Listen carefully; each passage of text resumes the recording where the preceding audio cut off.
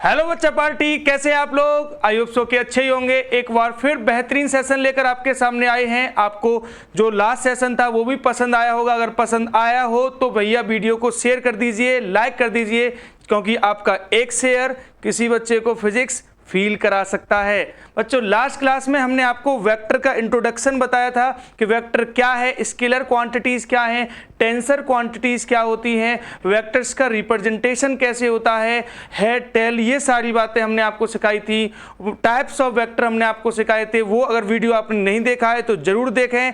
Dreamers academy के foundation वाले channel पर आप उस वीडियोज को देख सकते हैं। पूरी प्लेलिस्ट है उसमें। अगर आप क्लास 12th में हैं तो क्लास 12th की भी वीडियोज हैं उसमें, भाई शुभम सर, और 11th की मेरे द्वारा यानी सैलन सर के द्वारा उसमें वीडियोस पड़ी हुई हैं। 11th में मैंने स्टार्ट किया है how to start the physics, फिर काइनेमेटिक्स को स्टार्ट किया है, और उसके बाद अब हम नेक्स्ट चैप्टर पर आ गए हैं मोशन इन प्लेन, जिसमें हम वेक्टर को अच्छे से फील कराने वाले हैं। और वेक्टर फील कराने के बाद फिर अपन को प्रोजेक्टाइल मोशन, सर्कुलर मोशन, और ये सिलसिला आगे चलता ही रहेगा। तो लेट्स स्टार्ट बेटा आज की बातें।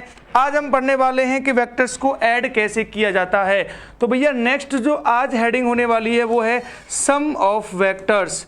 वेक्टर्स को ऐड कैसे करेंगे, addition of vectors, sum of vectors, इसके बारे में अपन आज यहाँ से स्टार्ट करने वाले हैं। तो सभी लोग ध्यान देंगे कैसे वेक्टर्स को ऐड किया जाता है और क्या उसका प्रोसीजर रहेगा।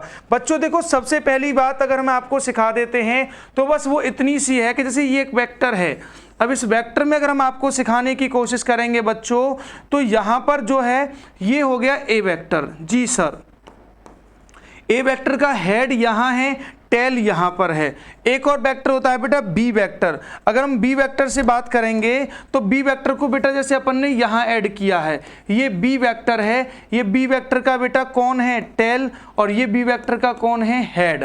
तो ए वेक्टर का हेड, बी वेक्टर का हेड, यानी कभी भी वेक्टर्स को ऐड करना है तो head of one vector is joint with tail of another vector.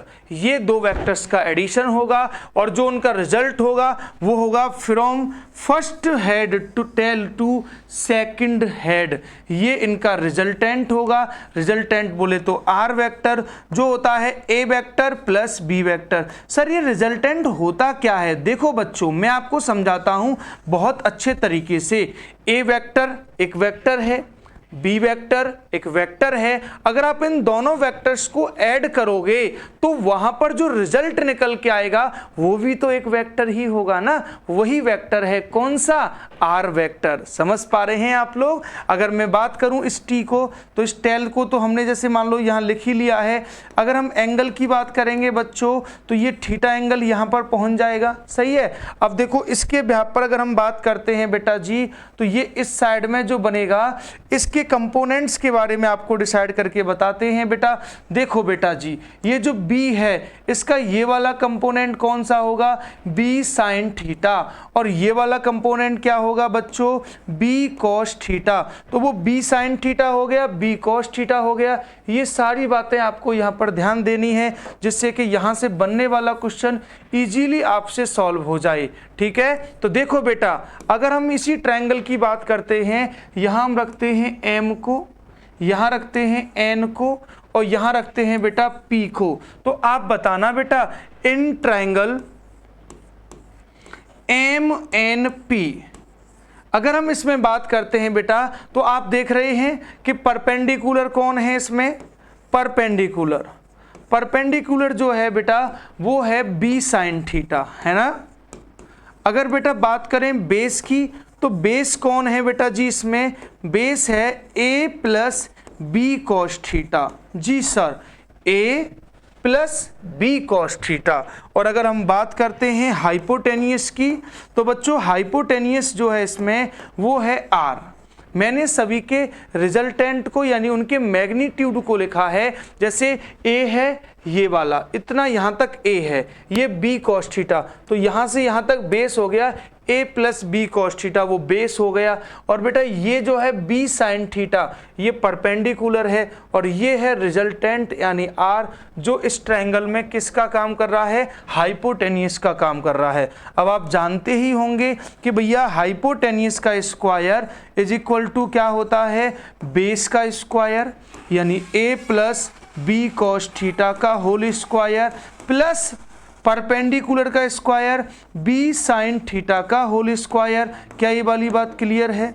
अगर हम इसको आगे आपको सिखाने की कोशिश करेंगे तो R square is equal to R square is equal to हो जाएगा, इसका होल स्क्वायर खोलो बेटा, A square plus B square cos square theta plus 2ab cos theta और साथ में कौन हो जाएगा बेटा जी, B square sine square theta, है ना। ये हमने यहाँ पर ओपन किया।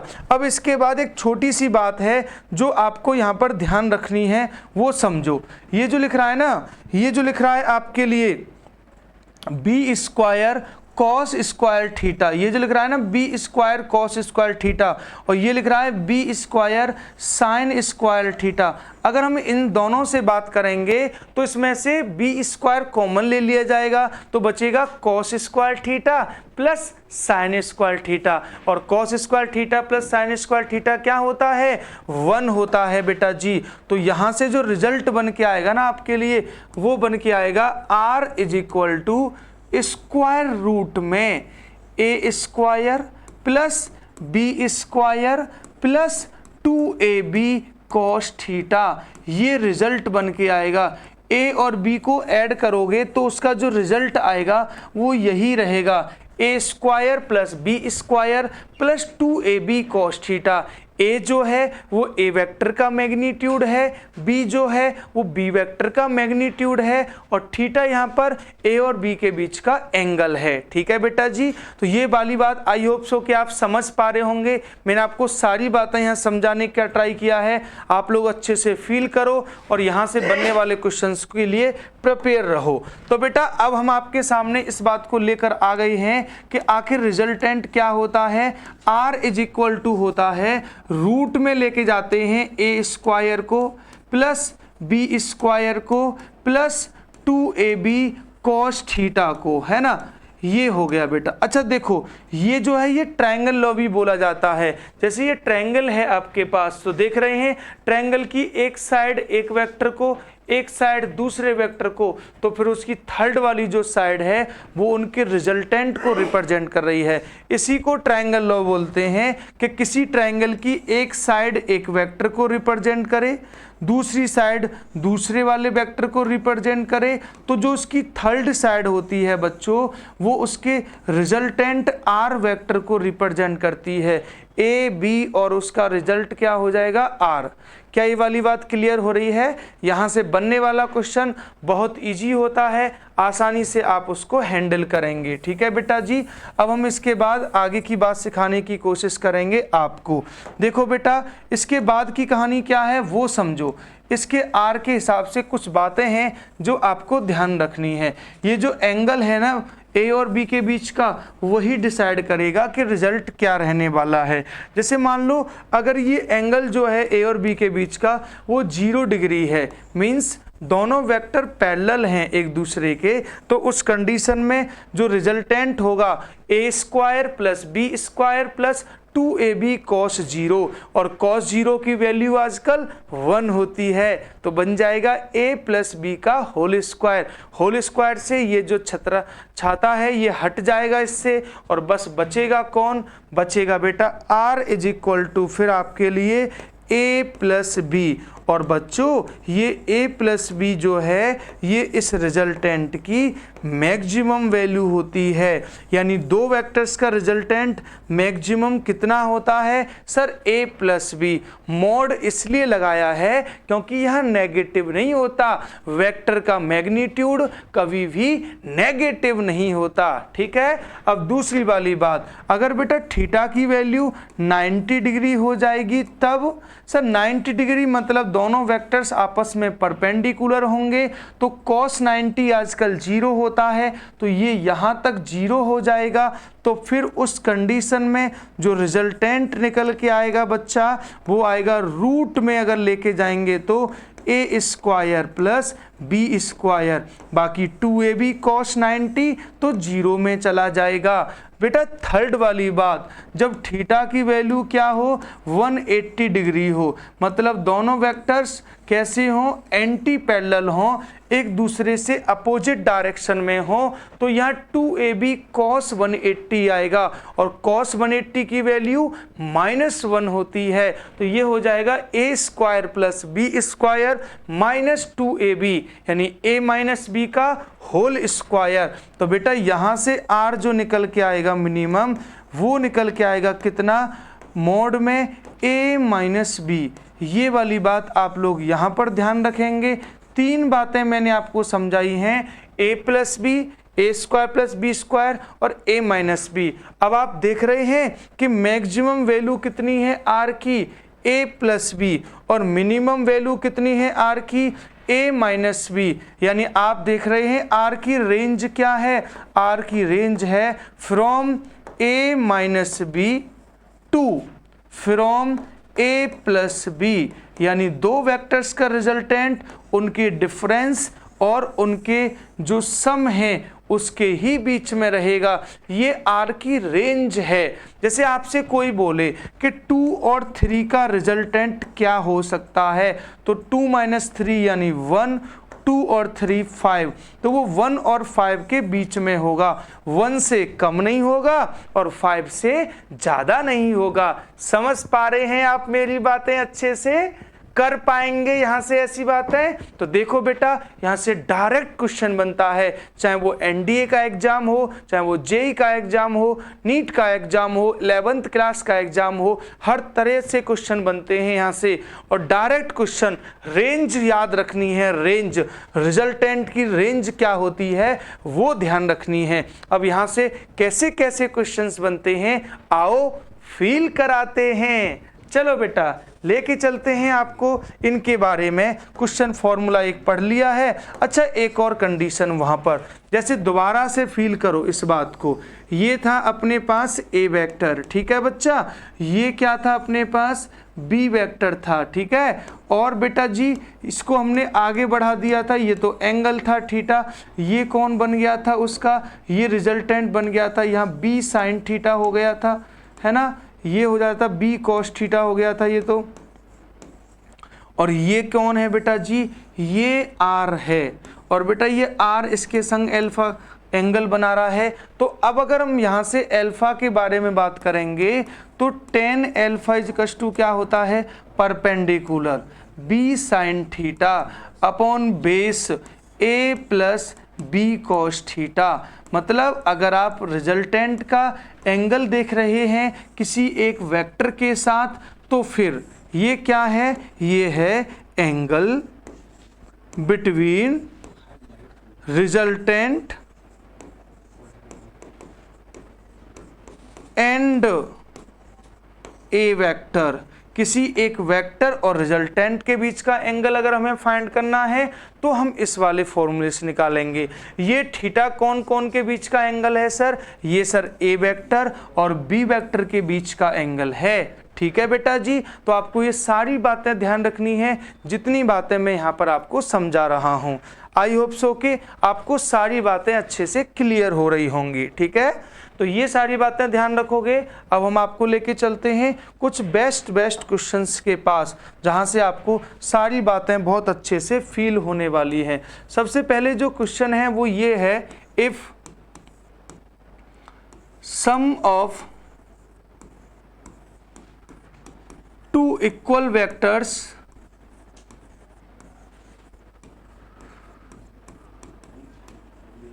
is also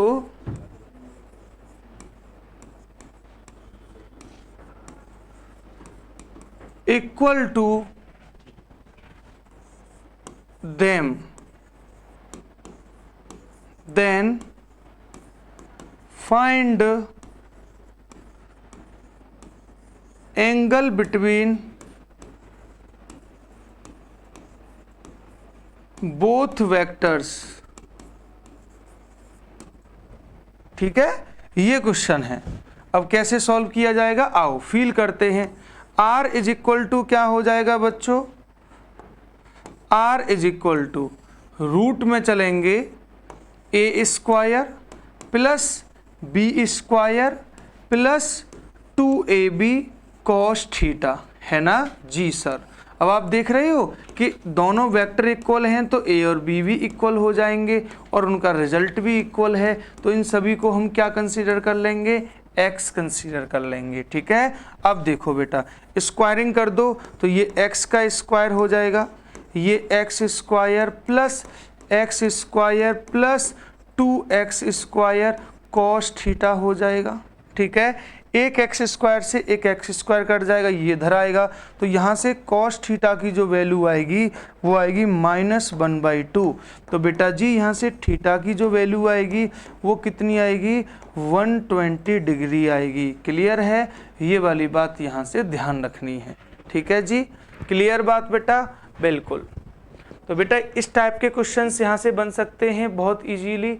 दो इक्वल वेक्टर्स का रिजल्टेंट उन्हीं के इक्वल था, तो बताओ उनका क्या एंगल होगा। देखो इसी क्वेश्चन को पूछने का एक और तरीका है, आंसर सेम है, क्वेश्चन को पूछने का अलग तरीका है। ऐसे भी बोल सकते हैं mathematical, if A vector plus B vector का magnitude is equal to A vector का magnitude is equal to B vector का magnitude, then find angle between a vector comma b vector। ये भी क्वेश्चन सेम बात है, चाहे तो देखो आप उसको नॉर्मली लैंग्वेज की टर्म्स में बोल दो या फिर ऐसे मैथमेटिकल रिप्रेजेंट करा दो, दोनों का मतलब एक ही होता है। समझ पा रहे हैं आप लोग, ऐसे समझो चाहे ऐसे समझो, मैं आपको सारी बातें फील कराने की कोशिश कर रहा हूँ। अब हम आपको लेके चलते हैं, इस टाइप के वेरिएशन वाले क्वेश्चंस यहाँ से खूब आते हैं और आप लोग यहाँ से आसानी से उसको कर भी सकते हैं। ठीक है बेटा, अब हम आपको एक और अदर क्वेश्चन की तरफ लेके चलते हैं। इसमें आपसे बोला है if A vector plus B vector is equal to R vector and R vector perpendicular to A vector and R vector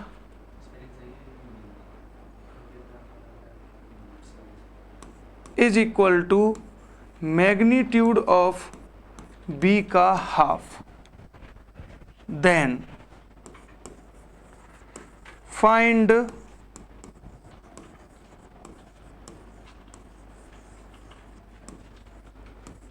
angle between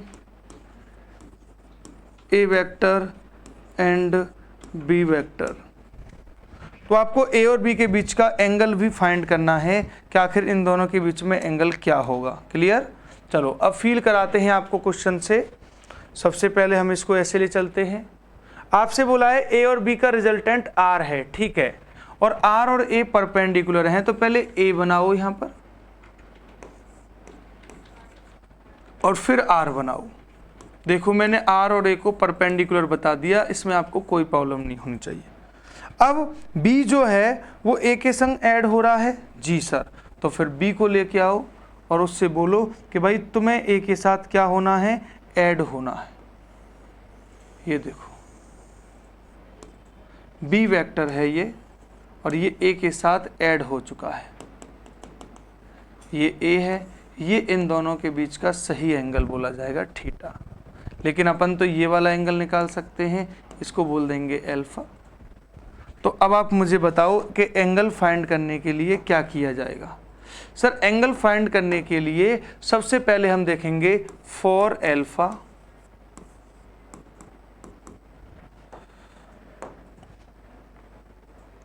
for alpha जो आर है वो क्या है, परपेंडिकुलर, और बी जो है वो क्या है अल्फा के लिए, हाइपोटेनियस। तो बस हम इन्हीं को दोनों को लेंगे, तो हम साइन अल्फा ले लेंगे, sine alpha, then sine alpha equals to R upon B. R जो है वो बी का हाफ है, तो यहाँ 1/2 हो जाएगा। तो यहाँ से सॉल्व करेंगे तो अल्फा इजिकल्स टू कितना आ जाएगा, 30 डिग्री आ जाएगा। जब अल्फा 30 डिग्री आ जाएगा बेटा, हेंस थीटा कितना हो जाएगा, 180 माइनस 30 डिग्री, तो थीटा हो जाएगा 150 डिग्री। क्लियर? तो इस टाइप से ऐसे क्वेश्चंस को इजीली सॉल्व किया जा सकता है, जो भी बात मैंने आपको बताई है। थ्योरेटिकल क्वेश्चन भी आ सकते हैं, ऐसे मैथमेटिकल रिप्रेजेंटेशन वाले क्वेश्चन भी आ सकते हैं। ध्यान रखेंगे आप लोग, यहाँ से कोई भी क्वेश्चन बनेगा तो आप लोग कर पाएंगे। देखो, और क्वेश्चन जो आएगा वो रेंज से रिलेटेड आएगा। रेंज से रिलेटेड कैसे सर? देखो, फील करो। जैसे क्वेश्चन आएगा, resultant of 2 units and 3 units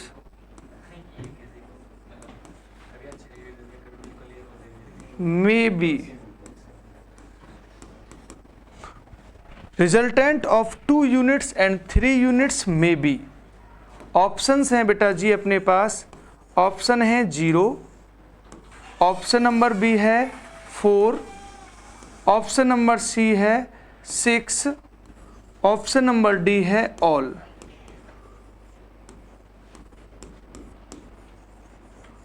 may be का मतलब समझ रहे हैं ना, हो सकता है, जरूरी नहीं कि ऐसा हो, बस मे बी कह रहे हैं, वो तो एंगल पर भी डिपेंड करेगा।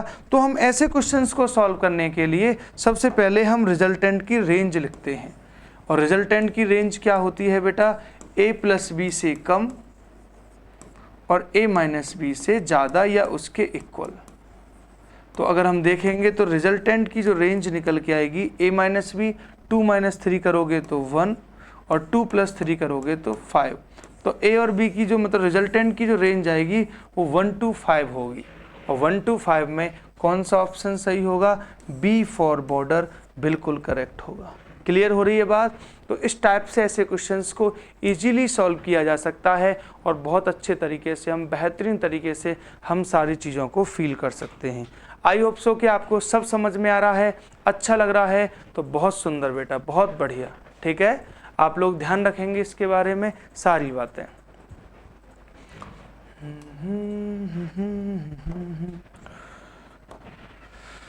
अच्छा जी, ये वाली बात हो गई क्लियर। अब देखो, ऐसे टाइप के क्वेश्चन जब यहाँ से आ जाते हैं, अब इसके अलावा बेटा एक ऐसे भी क्वेश्चन आ सकता है, जैसे मान लो आपको एक फोटो बनाएगा। ऐसे मैथमेटिक्स में क्वेश्चन बहुत आते हैं, जैसे ये ए वेक्टर बना हुआ है आपके लिए,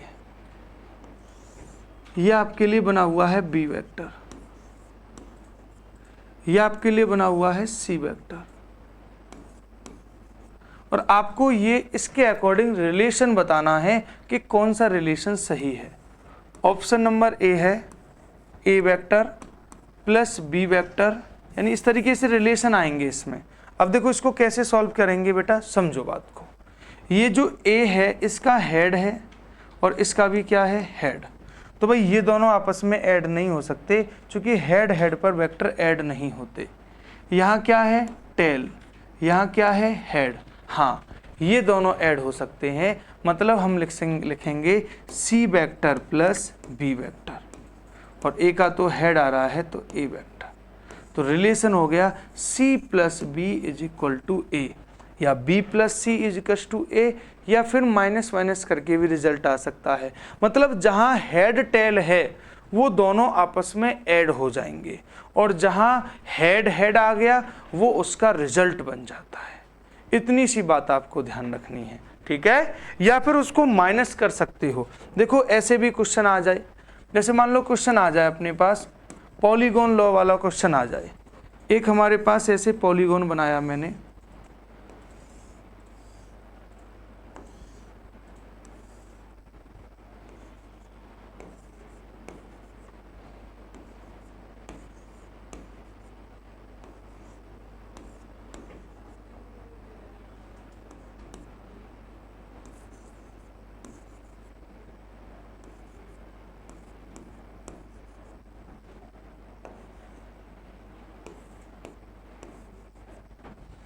ये है बेटा। अब इस क्वेश्चन को समझो बहुत अच्छे से। सबसे पहले देखो आप यहाँ बनाओगे तो आपको अपने आप ही पता चल रहा होगा कि क्या क्या चीज़ें यहाँ बनने वाली हैं। सबसे पहले अगर हम बात करेंगे आपके सामने ए है, बी है, सी है, डी है, ई है, एफ है। अब देखो ध्यान से समझिएगा इसको, अभी बताता हूँ थोड़ा सा जी। देखो बेटा सबसे पहले यहाँ कौन है, हेड, यहाँ कौन है, टेल, यहाँ कौन है, हेड, हेड आ गया। देखो बेटा हेड से हेड आ गया, कितना आसान है। सबसे पहले आप करोगे ए वेक्टर प्लस बी वेक्टर, दोनों ऐड हो रहे हैं। फिर बी के बाद टेल आना चाहिए, लेकिन सी का हेड आ गया है तो इसको माइनस का सी बोलोगे। अरे यार इसको उल्टा कर दो ना यार, माइनस हो जाएगा। फिर डी, डी तो सही है, टेल आ गया। टेल मिले तो प्लस, हेड मिले तो माइनस, फिर ई को माइनस कर दो। फिर एफ का टेल मिला तो प्लस कर दो, और फाइनल जहां पहुंच गई हो जहां से चले थे तो इज इक्वल टू क्या कर दो, 0। टेल मिलता है तो जोड़ लो, हेड मिलेगा तो लड़ने आया है, लड़ने आया फाइट करने आया है तो माइनस कर दो, टेल मिलेगा तो प्लस कर दो। बस इतनी सी बात ध्यान रखनी है। ये माइनस माइनस वाले उधर पहुंच जाएंगे तो A vector plus B vector plus D vector plus F vector is equal to, इनको इधर ले जाओ, C vector plus E vector. Is that clear? तो यहाँ से क्वेश्चंस इजीली सॉल्व किए जा सकते हैं, आप लोग समझ पाएंगे इसको। ये पॉलीगॉन लॉ है वेक्टर के एडिशन का, ठीक है बेटा। तो इसमें कोई दिक्कत वाली बात नहीं है। अब हम आगे लेके चलते हैं आपको। वेक्टर के एडिशन के बारे में हमने आपको इतनी सारी बातें बताई हैं। अब इसके बाद हम यहाँ से एक बात और बनाते हैं आपके लिए। नेक्स्ट जो टॉपिक है वो उससे भी सिंपल है, उसका न मतलब है डिफरेंस या सबट्रैक्शन भी लिखा आ सकता है ऑफ वेक्टर्स। डिफरेंस या सब्सट्रैक्शन ऑफ वेक्टर्स, ये वाला टॉपिक अब पढ़ने जा रहे हैं अपन। बहुत इजी टॉपिक है, अच्छा टॉपिक है, मजा आएगा आपको इसको पढ़ने में। और क्या है, जैसे मान लो ये हमारे पास ए वेक्टर है, अब बी वेक्टर का बी वेक्टर ये रहा। अब जैसे मुझे ए वेक्टर माइनस बी वेक्टर करना है तो बेटा मैं इसको ऐसे नहीं बोल सकता A vector plus minus B vector. Yes sir, लेकिन ऐसा कर क्यों रहे हो? क्योंकि बेटा वेक्टर्स को कभी माइनस नहीं किया जाता, उनको बस डायरेक्शन चेंज करके प्लस कर दिया जाता है, तो वो उसका माइनस ही बोला जाता है। ओहो, किसी वेक्टर की डायरेक्शन को रिवर्स कर दोगे तो वो प्लस का माइनस हो जाएगा ना। हाँ, तो देखो जैसे ये ऊपर है प्लस का बी वेक्टर, तो बेटा जी अगर हम इसी को यहाँ नीचे लेके आएंगे तो ये नीचे क्या बन जाएगा, फिर ये बन जाएगा माइनस का बी वेक्टर। और बेटा जब ये माइनस का बी वेक्टर, अब देखना अगर ये ऊपर होता तो ये क्या होता, ये रहता आपका A vector plus B vector, और नीचे क्या रहेगा, A vector plus minus B vector, तो उसको क्या बोलोगे, A vector minus B vector बोलोगे।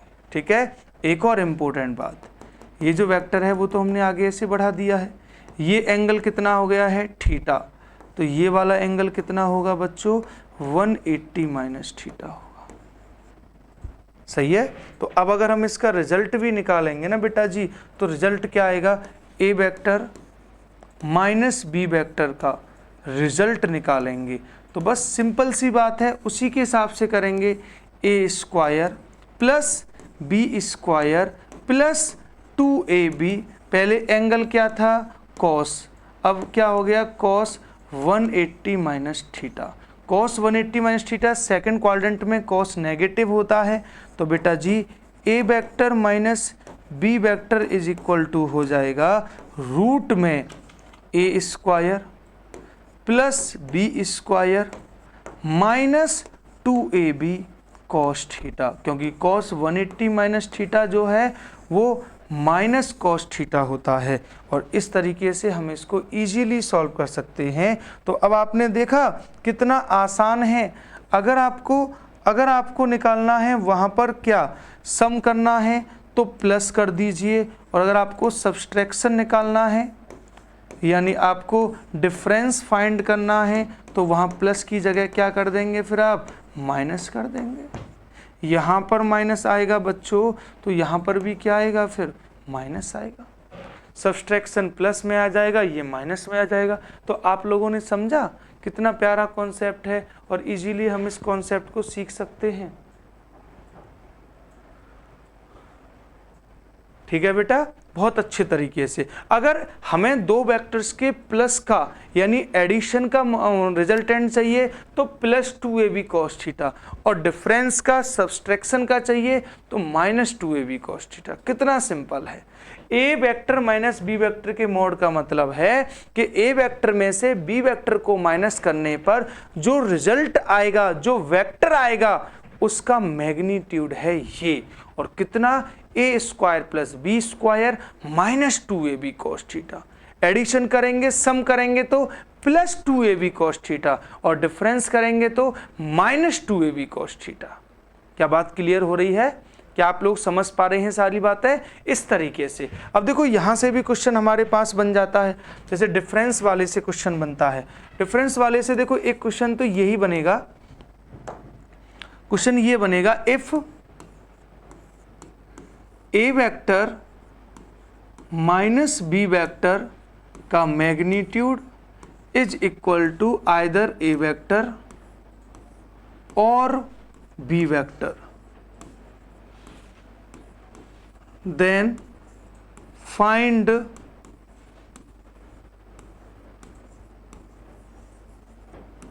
एंगल बिटवीन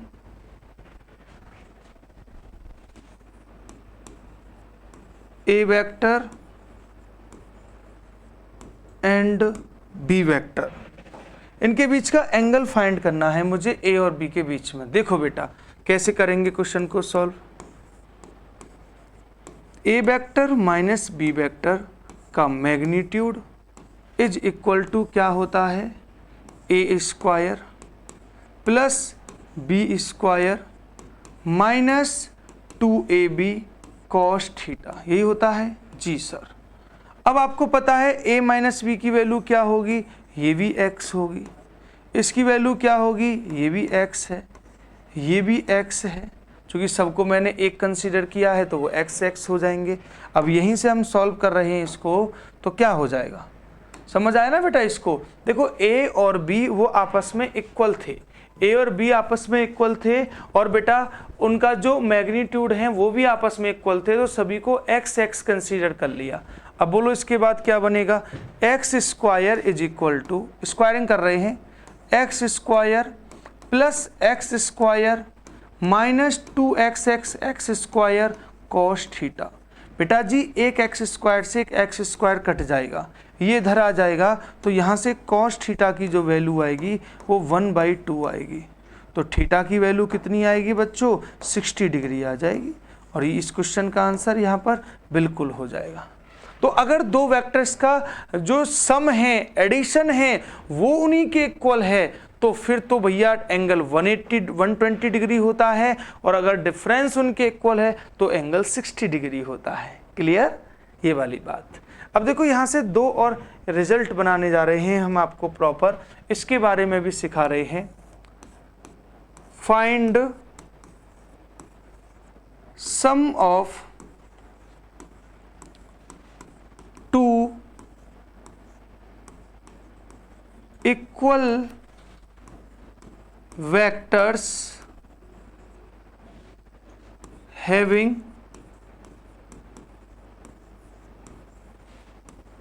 magnitude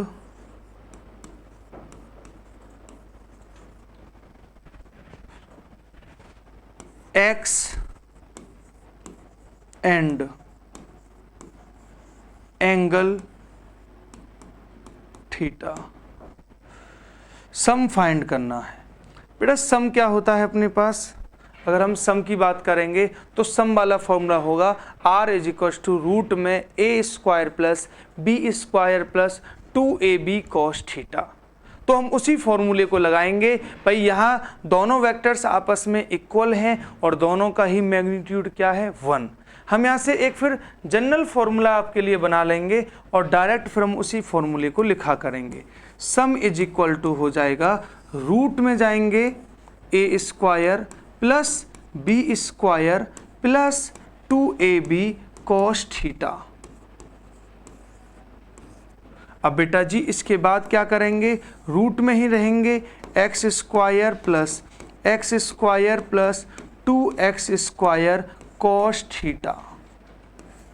अब x बाहर आ जाएगा कॉमन लेकर, तो फिर अंदर बचेगा 2 को भी कॉमन ले लेंगे, 1 plus cos theta.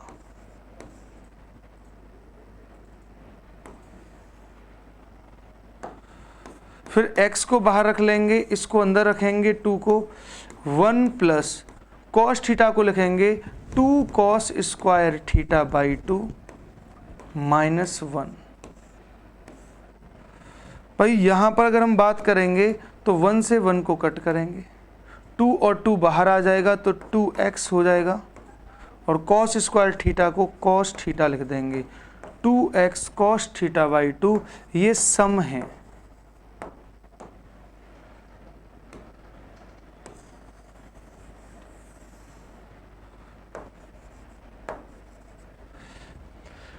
x cos theta by 2, ये सम है बेटा। अब देखो यही साथ ही मैं आपको दूसरा बताता हूँ डिफरेंस के लिए, ध्यान से समझोगे। ये डिफरेंस के लिए भी मैं आपको साथ ही साथ बता रहा हूँ कि डिफरेंस का कैसे करेंगे।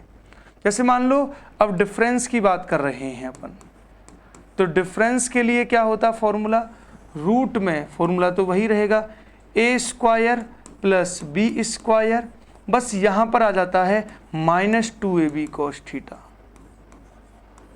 है ना। अब इसके बाद क्या है, a और b दोनों की वैल्यू तो x है, तो हम x लिख देंगे यहाँ पर।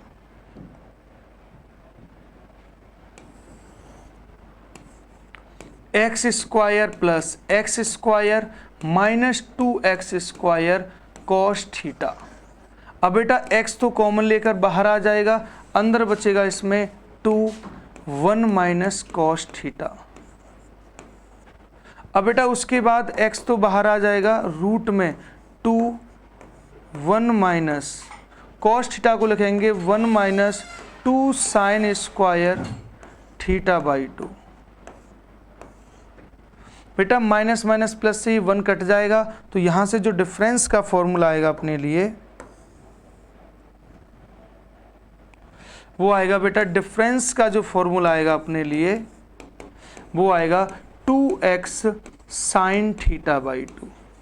तो देखो ये है, अगर डिफरेंस करना है तो 2x साइन थीटा बाई 2, और अगर आपको सम करना है तो 2x कॉस थीटा बाई 2। ये डायरेक्ट हमारे पास आ गया है। ये डिफरेंस वाला जो फॉर्मूला मैंने ड्राइव किया है ना बेटा, ये तो मोस्ट इम्पोर्टेंट है बेटा, बहुत इम्पोर्टेंट है ये वाला फॉर्मूला। दो इक्वल वेक्टर्स का डिफरेंस होता है 2x साइन थीटा बाई 2। ये मोस्ट इम्पोर्टेंट फॉर्मूला है, पूरे सर्कुलर मोशन में इसका यूज होता है। बहुत ही प्यारा फॉर्मूला है, आपको ये समझ में आया होगा। आई होप सो के हम यहाँ से डायरेक्ट भी क्वेश्चन सॉल्व कर सकते हैं। अगर दोनों वेक्टर्स का मैग्नीट्यूड सेम है, एंगल कुछ भी है, तो हम फिर वहाँ से उनका सम और डिफरेंस डायरेक्ट इस फॉर्मूले की हेल्प से भी फाइंड कर सकते हैं। वैसे तो हम फाइंड करते ही हैं, लेकिन इस फॉर्मूले की हेल्प से हम डायरेक्ट भी फाइंड कर सकते हैं। क्लियर? देखो अब इसके बाद मैं आपको समझाने जा रहा हूँ, इस बात को बहुत अच्छे से समझेंगे और फील करेंगे। जो मैं आपको समझा रहा हूँ उस बात को समझेंगे बहुत अच्छे से, और क्वेश्चन के हिसाब से फिर उसको फील भी करेंगे।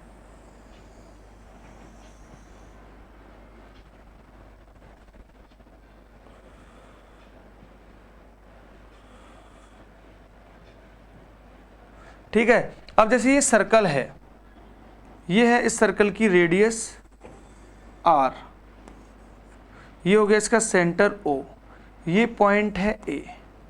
यहाँ एक बॉडी है जिसकी वेलोसिटी है v। जब वो यहाँ से यहाँ पहुँच जाएगी B पॉइंट पर, तो अब इसका ये वाला एंगल क्या हो जाएगा, थीटा। रेडियस तो अभी भी r रहेगी, और वेलोसिटी की जो मैग्नीट्यूड है वो तो अभी भी v रहेगा। ठीक है। अगर हम बात करें एक्सेलरेशन की, तो एक्सेलरेशन अब होगा इसका अब इसका एक्सेलरेशन होगा कितना, ac। जो सेंट्रीपिटल होता है, और अभी भी इधर साइड में रहेगा AC वो तो, ठीक है। अब देखो यहाँ से क्या क्या बातें होती हैं। सबसे पहले अगर हमसे कोई पूछे, सबसे पहली बात, आफ्टर थीटा एंगुलर डिस्प्लेसमेंट, ये जो एंगल बना है ना बेटा, इसे एंगुलर डिस्प्लेसमेंट कहते हैं। कोई बॉडी जब सर्कुलर मोशन करती है तो वो सेंटर पर जो सबटेंड करती है एंगल, उसी को एंगुलर डिस्प्लेसमेंट कहते हैं। जैसे अभी मैं तुम्हारे सामने हूँ ऐसी, तो ये है, अब मैं ऐसे घूमूंगा तो मैंने ये एंगल बनाया ना, इसको बोलते हैं एंगुलर डिस्प्लेसमेंट। यानी जो एंगल होता है ना मेरे बच्चों, उसी को एंगुलर डिस्प्लेसमेंट बोला जाता है, ठीक है। क्या बात क्लियर हो रही है? अब देखो इसके बाद हम इसमें जितनी भी बातें हो सकती हैं उन पर फोकस कराते हैं, आपको अच्छे से सारी चीज़ें फील कराते हैं कि क्या क्या चीज़ें यहाँ पर हो सकती हैं हमारे सामने, और हम क्या क्या सिखा रहे हैं आपको।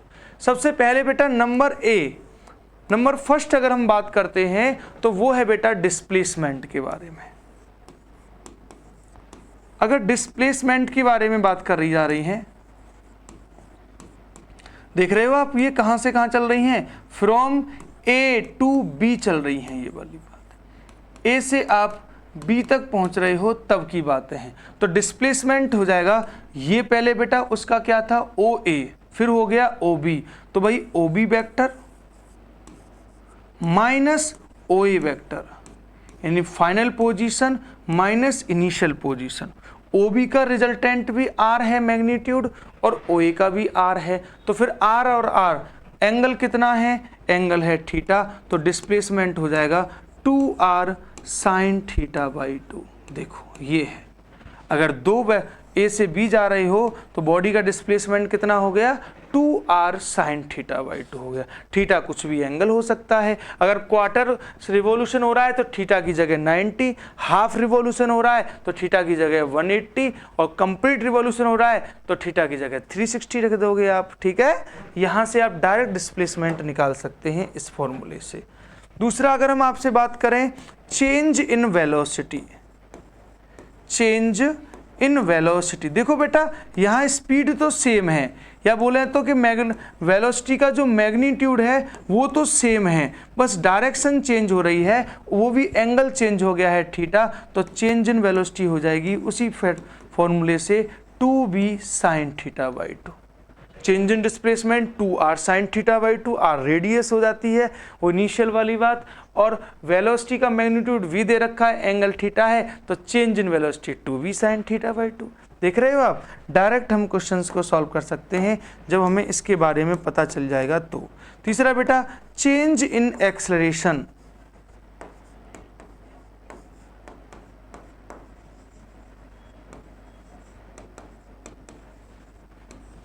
डेल्टा AC, तो वो हो जाएगा 2AC साइन थीटा बाई 2। कुछ भी फाइंड कर सकते हैं भाई आप यहाँ से, बस आपको ये फॉर्मूला पता हो तो आप यहाँ से कुछ भी फाइंड आउट कर सकते हैं। और देखो वेक्टर का यूज कहाँ कहाँ कैसे कैसे हो रहा है आप लोग देख पा रहे होंगे, और ये सब यूज हैं वेक्टर के, एडिशन के, सब्ट्रैक्शन के, ये सब बातें आपको ध्यान रखनी है। वेक्टर बेटा एक कैलकुलेशन वाला पार्ट प्ले करता है, क्योंकि मैथ का पार्ट है ना, और मैथ फिजिक्स में कैलकुलेशन कराती है। जैसे बेटा आपसे पूछा जाए चेंज इन मोमेंटम,